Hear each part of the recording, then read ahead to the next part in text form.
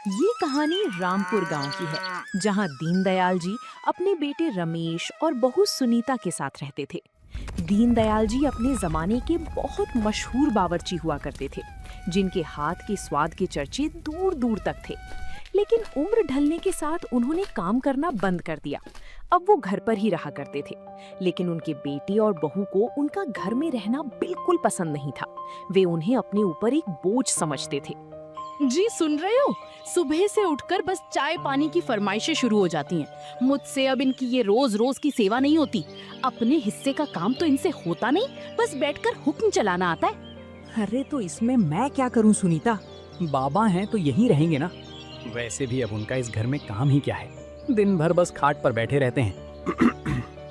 रमेश बेटा, अगर थोड़ा सा गर्म पानी मिल जाता तो गले में बड़ी खराश है। पानी चाहिए तो खुद रसोई में जाकर ले लीजिए ना बाबूजी।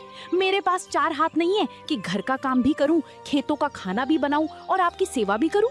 बहू, मैं तो बस... अच्छा, कोई बात नहीं, मैं खुद ही ले लेता हूँ, तुम गुस्सा मत करो। बाबा, सच कहूं तो आपकी वजह से घर में रोज रोज कलेश होता है। जब आप कमाते थे तब बात अलग थी, अब तो आप बस एक जगह बैठे रहते हैं। हमारी कमाई का आधा हिस्सा तो आपकी दवाइयों में ही चला जाता है। बेटा, मैंने अपनी पूरी जिंदगी मेहनत से कमाकर तुम्हें पढ़ाया लिखाया, इस काबिल बनाया, पर आज जब मेरे हाथ पैर थक गए हैं तो मैं तुम्हें बोझ लगने लगा। हाँ तो क्या गलत कह रहे हैं ये? बावर्ची थे आप अपने जमाने के, आज तो एक ढंग की चाय भी नहीं बनती आपसे। क्यों हमारे टुकड़ों पर पल रहे हो? कहीं और जाकर अपना ठिकाना क्यों नहीं ढूंढ लेते? सुनीता बेटी, ऐसा मत कहो। इस उम्र में मैं कहाँ जाऊंगा? मेरा इस दुनिया में तुम्हारे और रमेश के अलावा है ही कौन? देखिए बाबा, सीधे सीधे बात ये है कि अब हमसे आपका ये रोना धोना और झिकझिक बर्दाश्त नहीं होती। आज शाम तक आप इस घर से अपना बोरिया बिस्तर समेट लीजिए, तो हम सबके लिए अच्छा होगा। अपने सगे बेटे के मुंह से ये कड़वी बातें सुनकर दीनदयाल जी का दिल पूरी तरह टूट गया। उन्होंने कभी सपने में भी नहीं सोचा था कि जिस बेटे को उन्होंने इतने लाड प्यार से पाला, वही एक दिन उन्हें घर से निकाल देगा। दीनदयाल जी चुपचाप अपने कमरे में चले गए और अपनी फटी पोटली में अपने कुछ पुराने कपड़े बांधने लगे। उनकी आंखों से लगातार आंसू बह रहे थे, लेकिन घर में उनकी बेबसी को देखने वाला कोई नहीं था। शाम होते ही रमेश और सुनीता ने दीनदयाल जी को बिना किसी रहम के घर से बाहर निकाल दिया। दीनदयाल जी अपनी छोटी सी पोटली थामे हुए गांव की गलियों से गुजरने लगे। ठीक उसी समय शहर से उनका एक बहुत पुराना और अमीर दोस्त अमरनाथ गाड़ी से उनसे मिलने आ रहा था। अमरनाथ जब दीनदयाल जी के घर पहुंचा तो वहां सिर्फ रमेश और सुनीता थे।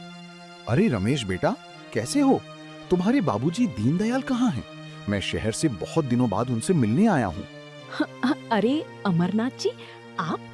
वो बाबूजी तो अब इस घर में नहीं रहते। हमने उन्हें घर से निकाल दिया है। अब वो कहाँ है हमें नहीं पता। क्या? तुम लोगों ने अपने बूढ़े पिता को घर से निकाल दिया? रमेश, तुम इतने गिर कैसे सकते हो? जिस बाप ने तुम्हारे लिए अपनी पूरी जिंदगी लगा दी, तुमने उसे घर से बाहर कर दिया। धिक्कार है तुम पर। अंकल जी, आप हमारे घरेलू मामलों में मत ही बोलिए। वो हमारे किसी काम के नहीं रहे थे, इसलिए हमने उन्हें घर से निकाल दिया। अब आप जा सकते हैं यहाँ से। अमरनाथ गुस्से में पैर पटकता हुआ अपनी गाड़ी में बैठा और वापस शहर की तरफ चल दिया।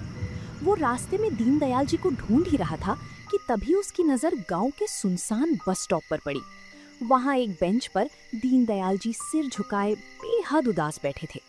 अमरनाथ ने तुरंत गाड़ी रोकी और उनके पास गया। दीनू, भाई दीनू, ये क्या हालत बना रखी है तूने? और यहाँ इस अंधेरे में बस स्टॉप पर क्यों बैठा है? अमर, तू? भाई, आज मेरा सब कुछ खत्म हो गया। मेरे अपने बेटे ने मुझे पराया कर दिया। रमेश और बहू ने मुझे घर से निकाल दिया। अब मेरा इस दुनिया में कोई ठिकाना नहीं है। तू शांत हो जा दीनू, रो मत। जब तक तेरा ये भाई जिंदा है, तू अनाथ नहीं है।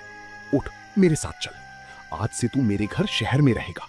नहीं अमर, मैं पहले अपने बहू बेटे पर बोझ था, पर अब मैं तेरे ऊपर बोझ नहीं बनना चाहता। मैं यहीं गांव में कहीं गुजारा कर लूंगा। चुप कर, तू कोई बोझ नहीं है। हक है मेरा तुझ पर।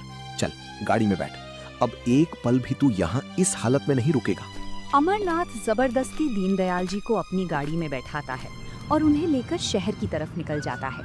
दीनदयाल जी की आंखों में अपनी बेटी की बेरुखी का दर्द जरूर था, लेकिन अपने सच्चे दोस्त का साथ पाकर उनके बुझते हुए दिल को एक नई उम्मीद की किरण दिखाई देने लगी थी।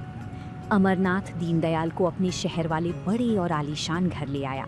उसने दीनदयाल को आराम से रहने के लिए एक बढ़िया कमरा दिया और उनके खाने पीने का पूरा इंतजाम किया। कुछ दिन बीत जाने के बाद अमरनाथ को लगा कि दीनदयाल अब भी अंदर से दुखी हैं। वो उनके स्वाभिमान को ठेस पहुंचाए बिना उनकी मदद करना चाहता था। एक सुबह दोनों दोस्त हॉल में बैठे थे। ले दीनू, गर्मा गर्म चाय पी और बता, आज तबीयत कैसी है तेरी? चेहरे पर अभी भी वही उदासी क्यों है भाई? तबीयत तो ठीक है अमर, और तू मेरा ख्याल भी बहुत रख रहा है, पर सच कहूं तो मुझे यहाँ बैठे बैठे अच्छा नहीं लगता। मुफ्त की रोटियां तोड़ना मेरे स्वाभिमान को ठेस पहुंचा रहा है। अरे तू ये कैसी बातें करता है? ले, ये कुछ पैसे रख अपने पास, तुझे जो चाहिए बिना झिझक के खरीद लेना। तेरे भाई के पास पैसों की कोई कमी नहीं है। नहीं अमर, इन पैसों को वापस अपनी जेब में रख। मैं यहाँ रहने को तैयार हो गया क्योंकि तूने दोस्ती का वास्ता दिया था, पर मैं तुझसे भीख या दान के पैसे कभी नहीं ले सकता। दीनू, तू गलत समझ रहा है भाई। मैं तुझे दान नहीं दे रहा, बस तेरी मदद कर रहा हूं। मदद करनी है तो मुझे कोई काम देकर कर। मुझे याद है वो दिन जब लोग मेरी बनाई तवा पनीर और गर्मा गर्म रोटियां खाने के लिए लाइनों में खड़े रहते थे। मेरे हाथों में भले ही थोड़ी कमजोरी आ गई हो, पर स्वाद आज भी वही है। अरे हाँ, तूने बिल्कुल सही बात याद दिलाई। तेरे हाथ के तवा पनीर का तो कोई जवाब ही नहीं था। एक काम क्यों नहीं करता, तू शहर में अपना वही पुराना जायका फिर से शुरू कर।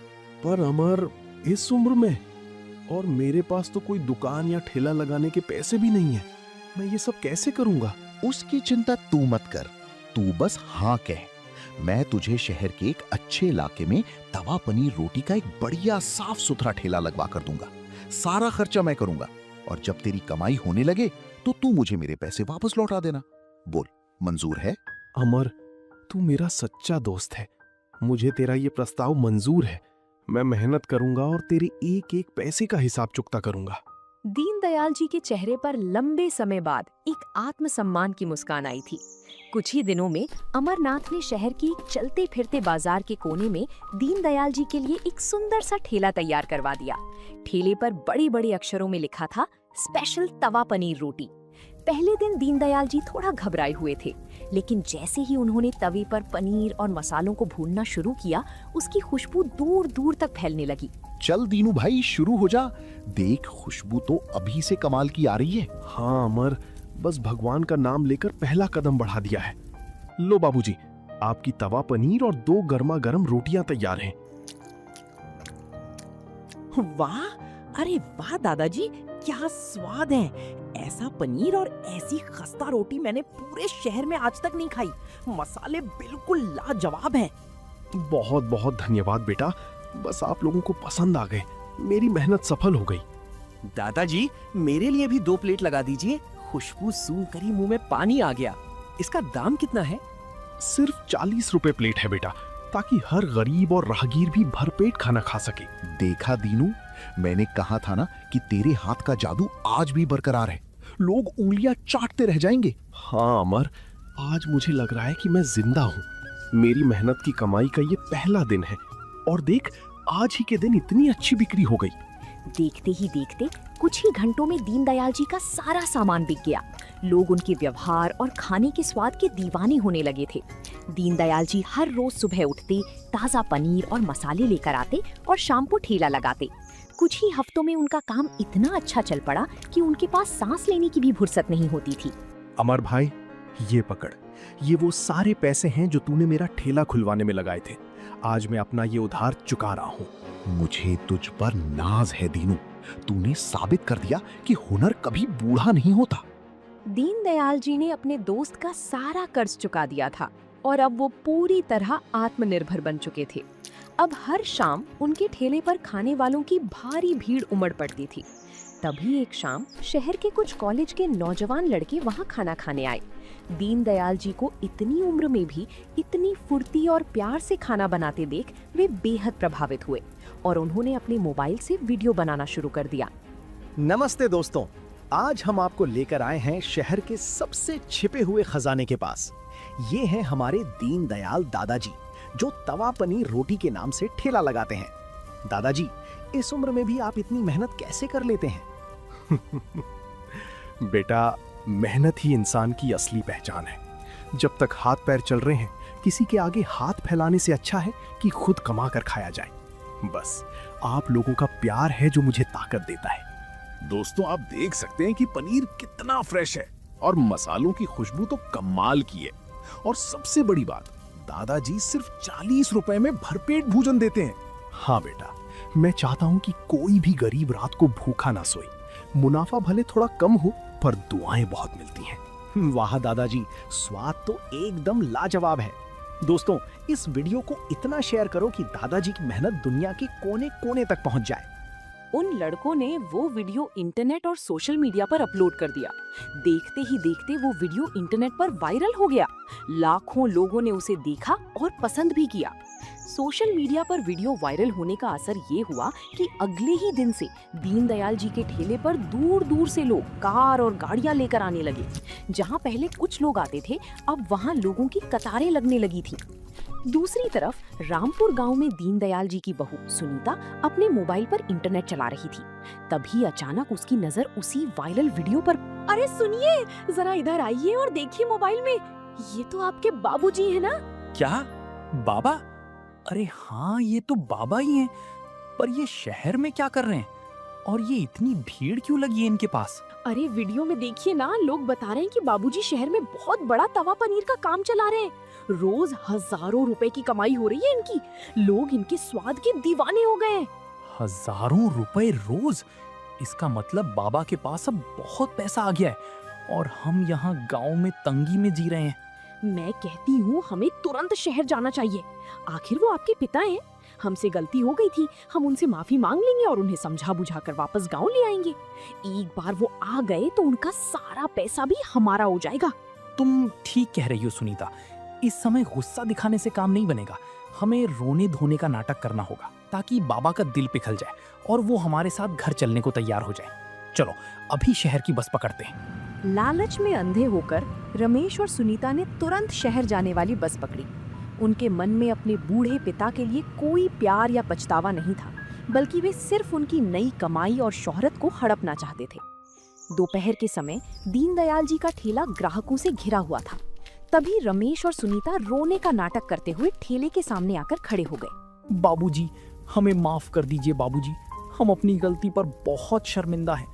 आपके बिना हमारा घर बिल्कुल सूना हो गया है। हाँ बाबूजी, उस दिन हमसे बहुत बड़ी भूल हो गई थी। जब से आप घर से गए हमें एक पल भी चैन नहीं मिला। हमें जैसे ही पता चला कि आप यहाँ हैं तो हम तुरंत आपको लेने पहली बस पकड़ कर आए हैं। रमेश, बहू, तुम दोनों यहाँ? और इस नाटक की क्या जरूरत है? मेरे ग्राहक परेशान हो रहे हैं, जरा किनारे हटकर खड़े हो जाओ। बाबूजी, आप ये क्या कह रहे हैं? हम कोई नाटक नहीं कर रहे। आप हमारे साथ वापस गांव चलिए। अब आपको इस उम्र में यहाँ धूप में ठेला लगाने की कोई जरूरत नहीं है। आपका बेटा अभी जिंदा है। अरे रमेश, शर्म नहीं आती तुम्हें? जिस दिन इस बूढ़े बाप को घर से धक्के मारकर निकाला था, उस दिन ये बेटा कहाँ सो रहा था? आज जब तुम्हारे बाबूजी अपनी मेहनत से मशहूर हो गए तो तुम यहाँ बेटा बनकर आ गए। अमरनाथ जी, आप हमारे परिवार के मामले में मत बोलिए। ये मेरे ससुर जी हैं और ये इनके बेटे हैं। हम इन्हें वापस अपने घर ले जाने आए हैं। बस सुनीता, बहुत हो गया। अमरनाथ सही कह रहा है। उस दिन जब तुमने मुझे बेघर किया था, तब मेरा कोई परिवार नहीं था। आज जब मेरा ये ठेला चल पड़ा तो तुम्हें अचानक अपनी भूल याद आ गई। आसपास खड़े ग्राहक भी ये सब देख रहे थे और आपस में बुदबुदाने लगे थे। रमेश और सुनीता को समझ आ गया था कि सीधी तरीके से दीनदयाल जी मानने वाले नहीं हैं। इसलिए उन्होंने अपनी चाल बदली और रोनी धोनी का ड्रामा और तेज कर दिया ताकि लोग दीनदयाल जी को ही गलत समझने लगे। बाबूजी, दुनिया क्या कहेगी कि बेटा अपने पिता को घर नहीं ले जा रहा? लोग मुझ पर थूकेंगे। चलिए बाबूजी, घर चलिए। जो कमाया है उसे गांव में आराम से बैठकर खाइएगा। हाँ बाबूजी, गांव में सब आपकी राह देख रहे हैं। ये दुकानदारी छोड़िए और हमारे साथ चलकर अपनी आराम की जिंदगी बिताइए। रमेश, सुनीता, तुम लोग गांव की दुहाई मत दो। जब मैं गांव के बस स्टॉप पर अकेला बैठकर रो रहा था, तब दुनिया कहाँ थी? तब मुझे मेरे इस दोस्त अमरनाथ ने सहारा दिया और मेरे इस हुनर ने मुझे पैरों पर खड़ा किया। जब पाल नहीं सकते थे तो निकाला क्यों? अब जब दादाजी फेमस हो गए तो हक जताने आ गए। भागो यहाँ से। सुन लिया रमेश, ये जनता का फैसला है और यही मेरा भी फैसला है। मैं तुम्हारे साथ वापस गांव कभी नहीं जाऊंगा।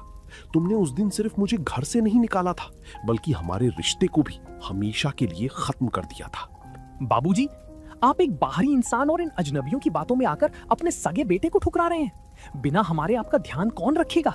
मेरा ध्यान रखने के लिए मेरा ये स्वाभिमान, मेरा दोस्त अमरनाथ और मेरे ये चाहने वाले ग्राहक काफी हैं। अब तुम दोनों यहाँ से जा सकते हो। मेरे ठेले पर ग्राहकों की भीड़ बढ़ रही है, मुझे काम करने दो। दीनदयाल जी का ये कड़ा और स्वाभिमानी रूप देखकर रमेश और सुनीता के पैरों तले जमीन खिसक गई। उनका लालच भरा प्लान पूरी तरह फ्लॉप हो चुका था। भारी बेइज्जती और गुस्से में पैर पटकते हुए दोनों चुपचाप वापस गांव की बस पकड़ने के लिए निकल गए। दीनदयाल जी ने मुस्कुराकर अमरनाथ की तरफ देखा और एक बार फिर पूरे गर्व के साथ तवी पर पनीर चलाना शुरू कर दिया।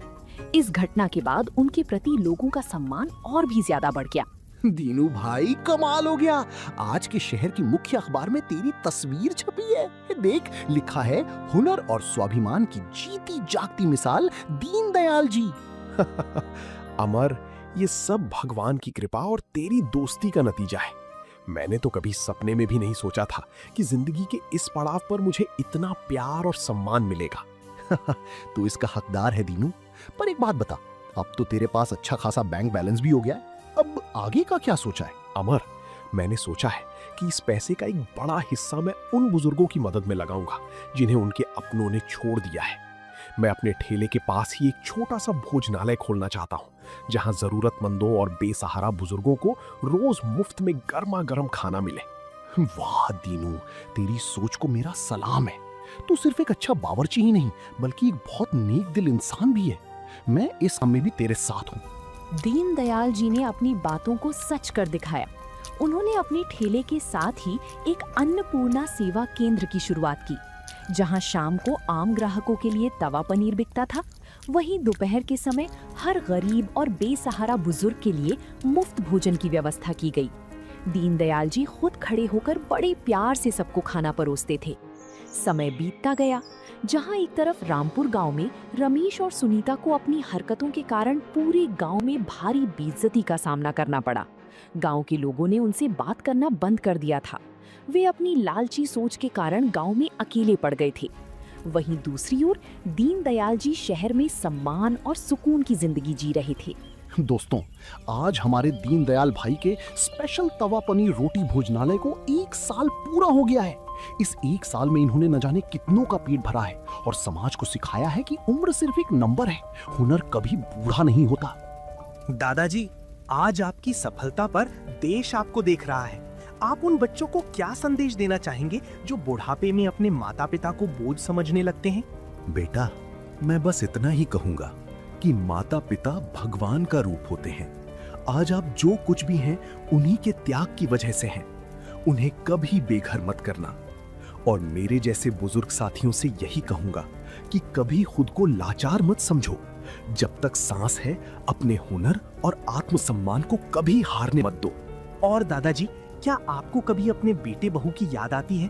क्या आप उन्हें कभी माफ करेंगे? अब मेरे मन में उनके लिए कोई गुस्सा या शिकवा नहीं है। उन्होंने मुझे घर से निकाला, तभी तो मुझे ये नया जीवन और इतने सारे बच्चों का प्यार मिला। मैं अपनी जिंदगी से बहुत खुश हूँ और ईश्वर से प्रार्थना करता हूँ कि वे उन्हें भी सद्बुद्धि दे। दीनदयाल जी ने साबित कर दिया था कि अगर इंसान के पास ईमानदारी, मेहनत और स्वाभिमान हो तो वो जिंदगी की किसी भी कठिन परिस्थिति से जीतकर बाहर निकल सकता है। आज दीनदयाल जी रामपुर गांव के बेबस बूढ़े नहीं थे, बल्कि पूरे शहर के चहेती और सम्मानित तवा पनीर वाले दादाजी बन चुके थे। तो दोस्तों, आप लोगों को ये कहानी कैसी लगी? कमेंट करके जरूर बताएं और ऐसी कहानियों को देखने के लिए वीडियो को लाइक करें और चैनल को सब्सक्राइब करें।